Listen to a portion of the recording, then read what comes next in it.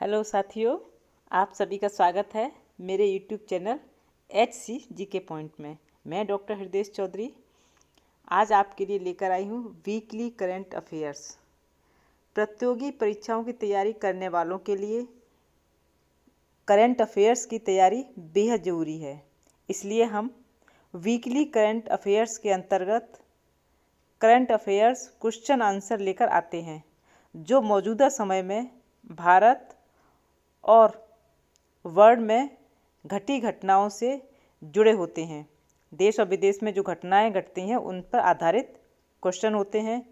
इन्हें आप सभी अपने करंट अफेयर्स नोट्स में ज़रूर शामिल करें। हर एक सवाल काम का साबित हो सकता है और आपकी आगामी परीक्षाओं के लिए बेहद उपयोगी हो सकता है। तो बिना किसी देरी के वीडियो शुरू करते हैं और चलते हैं सवालों की दुनिया में। और पहला प्रश्न आपके सामने है, यूनाइटेड किंगडम की पहली महिला वित्त मंत्री कौन बनी? यूनाइटेड किंगडम की पहली महिला वित्त मंत्री कौन बनी? Rachel Reeves. Rachel Reeves United Kingdom की पहली महिला वित्त मंत्री बनी। राचेल रीव्स लेबर पार्टी की एक एक्टिव नेता मानी जाती रही हैं, जिन्होंने ब्रिटेन की वित्त मंत्री का पद संभालने वाली पहली महिला बनकर इतिहास रच दिया। राचेल रीव्स एक दशक तक अर्थशास्त्री के रूप में काम किया है और वो एक शिक्षक परिवार से आती हैं। आगे बढ़ते हैं और प्रश्न है, संघाई सहयोग संगठन में नए सदस्य के रूप में कौन सा देश शामिल हुआ है? संघाई सहयोग संगठन है ना, उसमें नए सदस्य के रूप में कौन सा देश शामिल हुआ है? तो जवाब होगा बेलारूस। बेलारूस संघाई सहयोग संगठन में एक नए सदस्य के रूप में शामिल हुआ है। बेलारूस संघाई सहयोग संगठन का 10वां सदस्य देश बन गया है।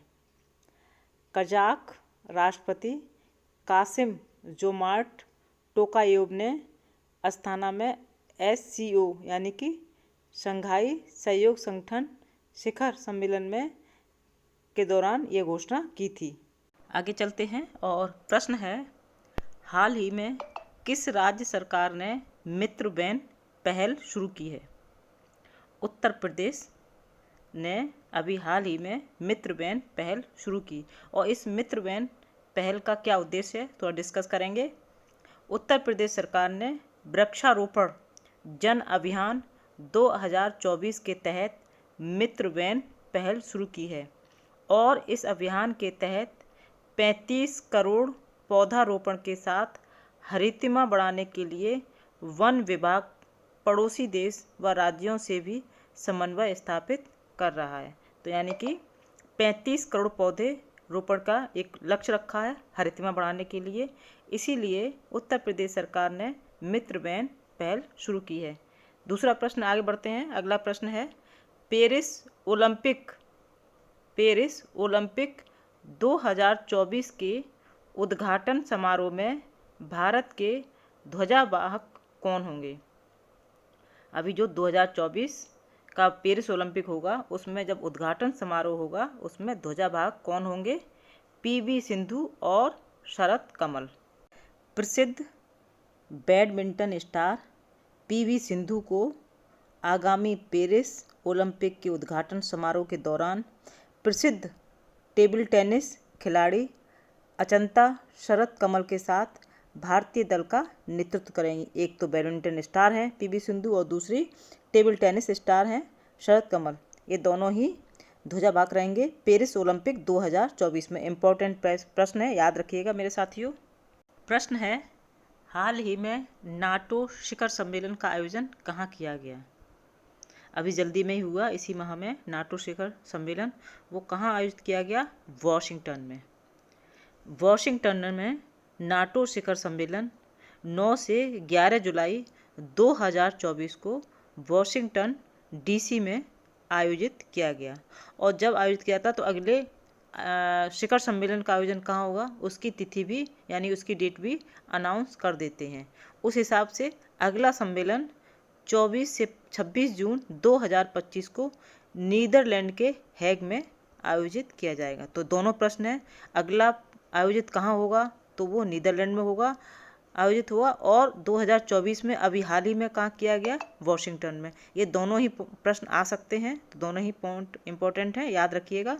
आगे बढ़ते हैं, अगला प्रश्न है वर्ष 2024 के लिए, वर्ष 2024 के लिए सर्वश्रेष्ठ कृषि राज्य पुरस्कार किसे प्रदान किया गया?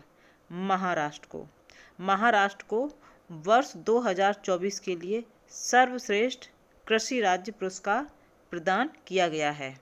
महाराष्ट्र में एग्रीकल्चर टुडे ग्रुप की ओर से 2024 के लिए सर्वश्रेष्ठ कृषि राज्य का पुरस्कार दिया गया है।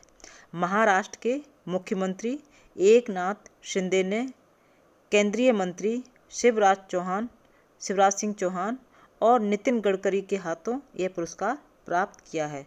तो ये प्रश्न यहाँ पे एक और बनता है साथियों, अगर आपने नोट किया हो कि जो राष्ट्रीय कृषि राज्य पुरस्कार है वो कौन प्रदान करता है? एग्रीकल्चर टुडे ग्रुप की तरफ से कृषि राज्य पुरस्कार दिया जाता है। तो ये पॉइंट भी याद रखिएगा। इसी के साथ आगे चलते हैं। प्रश्न है टूरिस्ट की बढ़ती संख्या के खिलाफ किस यूरोपीय देश में प्रदर्शन छिड़ गए हैं? टूरिस्ट की संख्या बढ़ी तो कौन सा देश है जहाँ पर प्रदर्शन छिड़ गए हैं? जवाब होगा स्पेन। स्पेन में टूरिस्ट की बढ़ती हुई संख्या के खिलाफ देश में प्रदर्शन छिड़ गए हैं। इसी के साथ आगे बढ़ते हैं और अगला प्रश्न आपके सामने है, किस गठबंधन की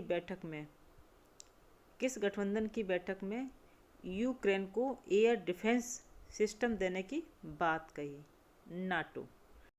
नाटो की बैठक में यूक्रेन को एयर डिफेंस सिस्टम देने की बात की गई है। अगला प्रश्न है, भारत का प्रोजेक्ट 75I किस चीज़ से जुड़ा है? सबमरीन।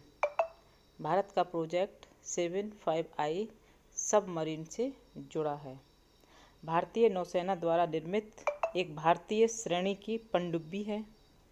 इसे डीजल इलेक्ट्रिक पनडुब्बियों के नियोजित वर्ग P75I के रूप में भी जाना जाता है। अगला प्रश्न आपके सामने है, किस इंग्लिश क्रिकेटर ने टेस्ट से संन्यास की घोषणा की है? जेम्स एंडरसन ने टेस्ट से संन्यास क्रिकेटर हैं, जो इंग्लिश क्रिकेटर हैं, उन्होंने टेस्ट से संन्यास की घोषणा की है। इंग्लैंड ने तेज गेंदबाज जेम्स एंडरसन के संन्यास के बाद वेस्ट इंडीज़ के खिलाफ दूसरे टेस्ट के लिए मार्क वुड को टीम में शामिल किया। एंडरसन ने हाल ही में इंग्लैंड के लिए अपना टेस्ट मैच खेला और टीम को पारी 114 रनों से जीत दिलाई। इसके बाद उन्होंने अंतर्राष्ट्रीय क्रिकेट से संन्यास ले लिया।